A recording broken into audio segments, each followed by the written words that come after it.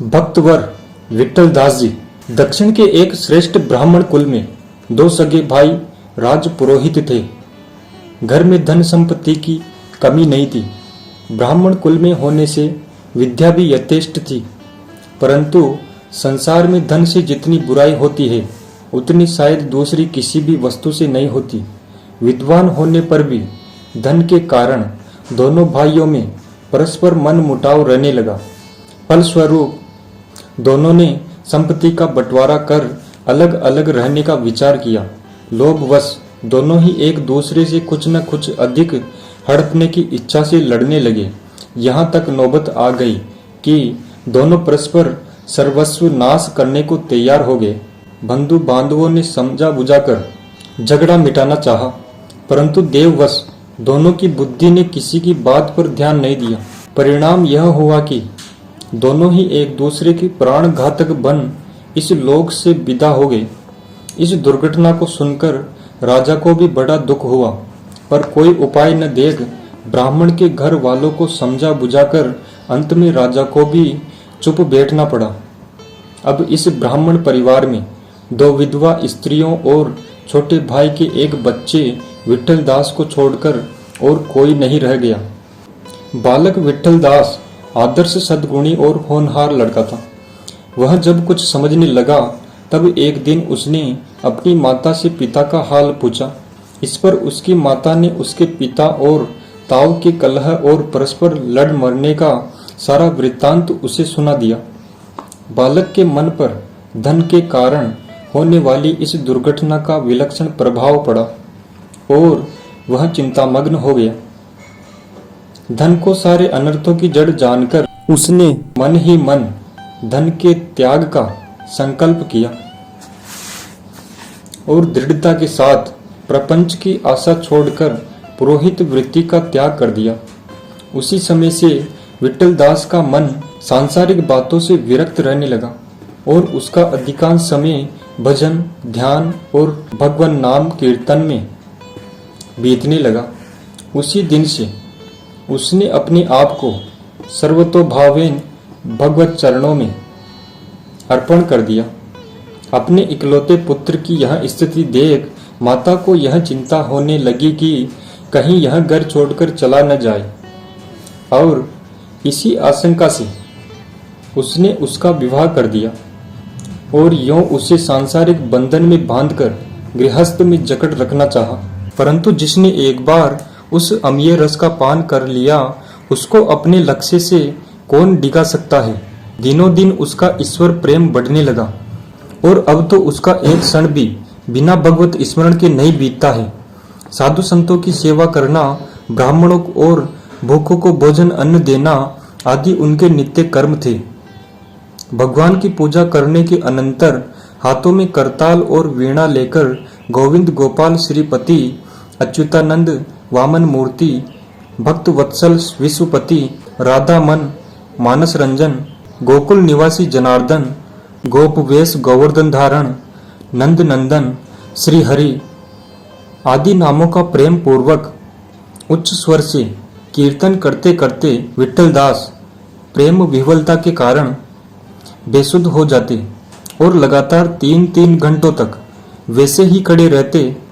उनकी इस प्रेम भक्ति की विलक्षण दशा देखकर संत और भक्त जनों को तो बड़ा आनंद होता है। अवश्य ही इस रहस्य को न जानने वाले दुष्ट प्रकृति के कुछ संसारी मनुष्य उनकी स्थिति देखकर उन पर संदेह करते और उन्हें दाम्भिक बतलाया करते। एक दिन राजा को अपने पुरोहित पुत्र विठल दास का स्मरण हुआ। उसने मंत्री से उसका वृत्तांत पूछा।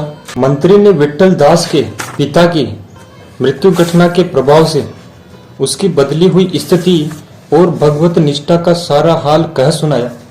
इसे सुनकर राजा को बड़ी प्रसन्नता हुई और उसने अपनी कुछ संपत्ति को पवित्र करने की इच्छा से विठल दास को धन धान्य देने का विचार कर उन्हें बुलाने के लिए कुछ कर्मचारियों को भेजा। उन्होंने भक्तवर विठल दास जी के समीप जाकर उन्हें राजा की प्रार्थना सुनाई और बड़े सम्मान पूर्वक उन्हें साथ चलने के लिए कहा, परंतु प्रतिष्ठा को शोकरी विष्टा सदृश और रामाविलास को वमन सदृश समझने वाले भक्त ने राज कर्मचारियों को नम्रता पूर्वक समझा बुझाकर लौटा दिया। विट्ठल दास की इस निस्पृहता और वृत्ति को देखकर उन पर राजा की श्रद्धा और भी बढ़ गई और उसने किसी प्रकार भी उन्हें अपने घर में बुलाकर उनकी पवित्र पदरज और दर्शन से अपने घर और कुटुंब को पवित्र करना चाहा।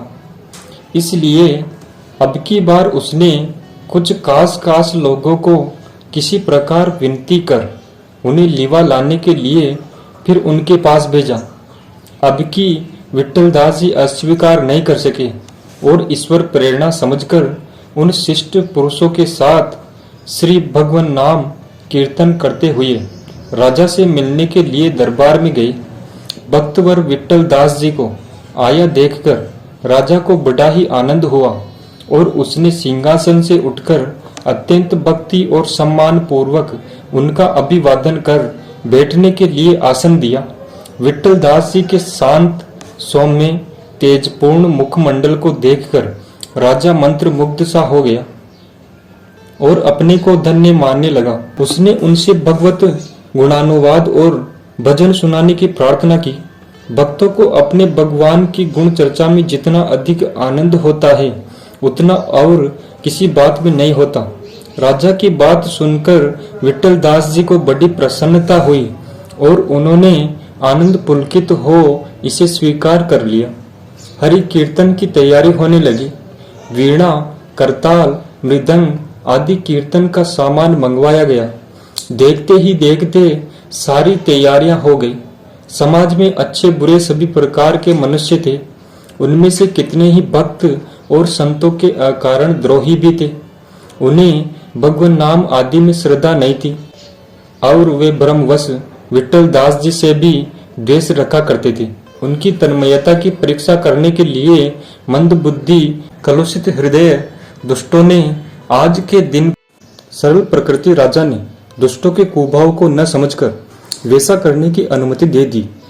दुष्टों ने षड्यंत्र रचकर भक्तवर विट्ठल दास जी का आसन ऐसी जगह लगाया कि जहां से कीर्तन करते हुए विट्ठल दास यदि तन्मयता के कारण मूर्छित होकर गिरे तो सीधे छत के नीचे ही आकर ठहरे। विट्ठल दास जी आसन पर आ विराजे। सारा समाज यथा योग्य स्थान पर बैठ गया। कीर्तन आरंभ हुआ। सबने बड़े प्रेम से योग दिया।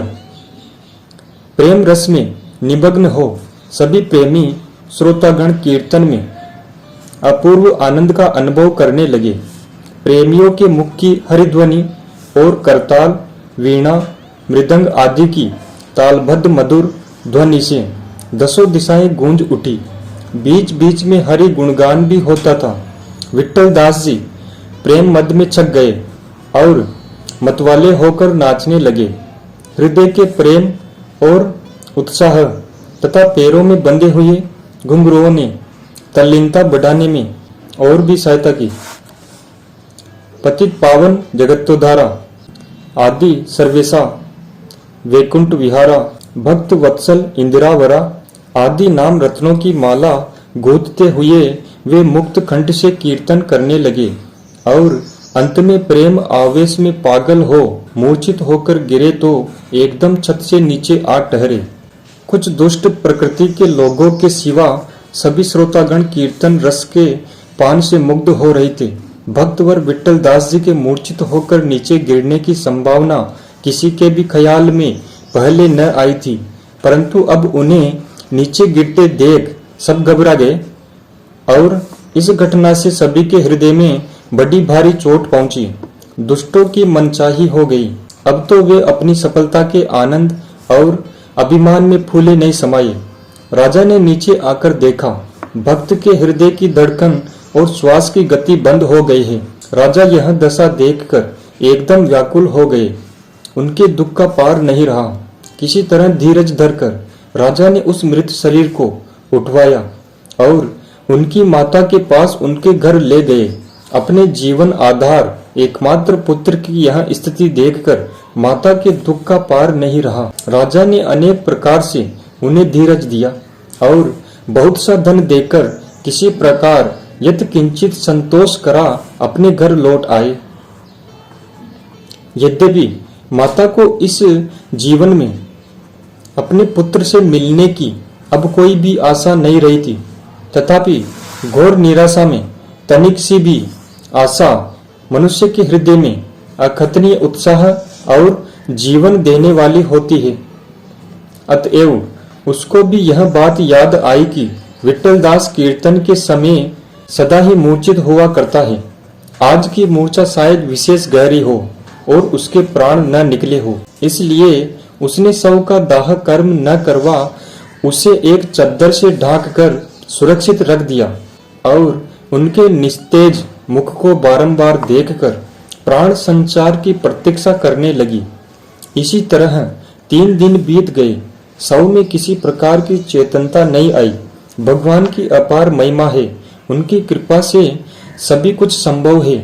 चौथे दिन विट्ठलदास जी अपनी उस प्रेम मूर्छा या काल मूर्छा से सबको आनंदित करते हुए जाग उठे और अपने को राजमहल के बदले अपने घर में देखकर बड़े आश्चर्यान्वित हुए तथा माता से इसका कारण पूछने लगे। माता ने छत से गिरने की घटना से लेकर राजा के द्रव्य दान तक की सारी राम कहानी संक्षेप में कह सुनाई। छत से गिरने पर भी शरीर रक्षा हुई जानकर उन्हें बड़ा आश्चर्य हुआ और भगवत कृपा का बारंबार स्मरण कर वे आनंद से गदगद हो गए। परंतु माता का लोभवश राज्य द्रव्य स्वीकार करना उन्हें बहुत ही बुरा लगा और भविष्य में इससे एवं ऐसी आश्चर्यजनक घटना से प्रसिद्धि फैलने के कारण बड़ी भारी हानि होने की आशंका से उन्होंने मन ही मन रात्रि में चुपचाप घर छोड़कर कहीं अन्यत्र चले जाने का निश्चय कर लिया। आधी रात का समय है, चारों तरफ निस्तब्धता छाई है। दिन भर के परिश्रम में थके हारे संसारी लोग प्रकृति की आनंदमयी गोद में विश्राम पाकर जीवन शक्ति प्राप्त कर रहे हैं। ऐसे समय विट्ठलदास जी चुपचाप उठे और घर का द्वार खोल निर्भयता के साथ तेज चाल से मथुरा की ओर चल पड़े। उनके जाने का हाल किसी को मालूम नहीं हुआ।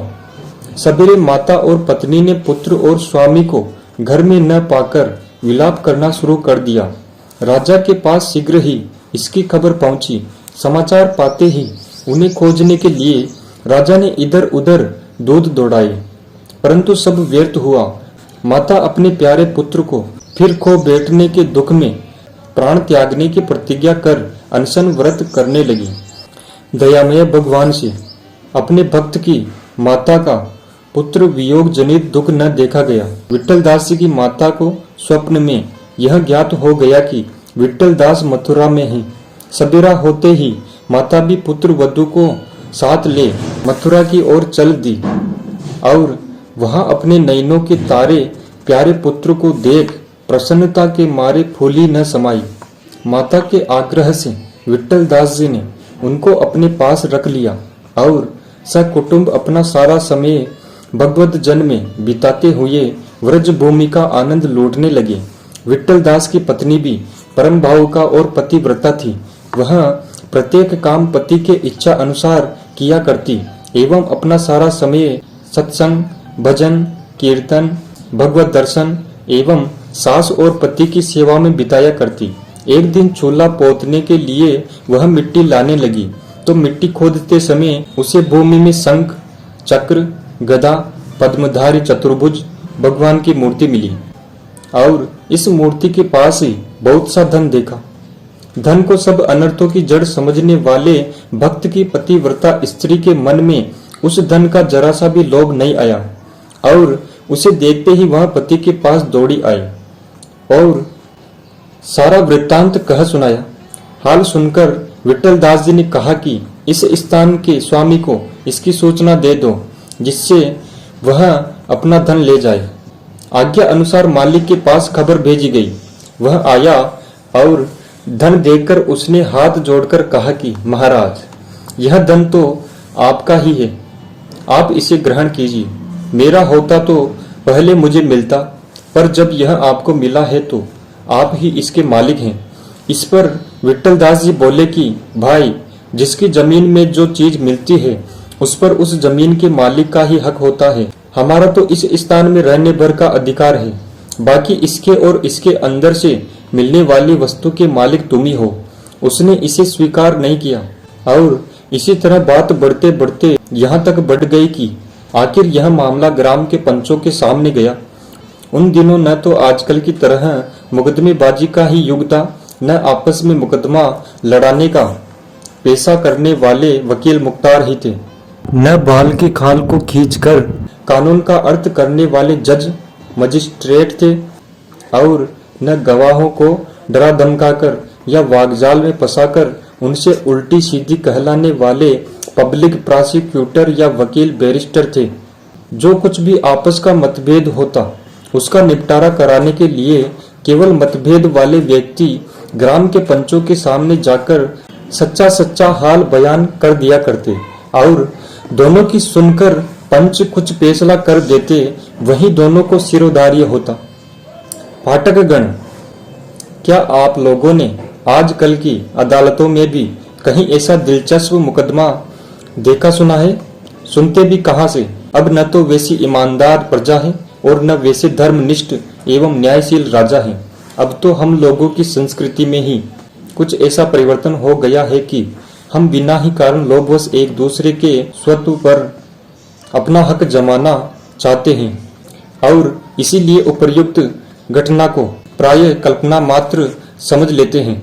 अस्तु, मामले को सुनकर पंचों ने फैसला कर दिया कि यह धन भगवान की मूर्ति के साथ मिला है, इसलिए इस धन से इसी स्थान पर एक भगवत उपासना के लिए मंदिर बनवाकर उसमें वही मूर्ति स्थापित की जाए।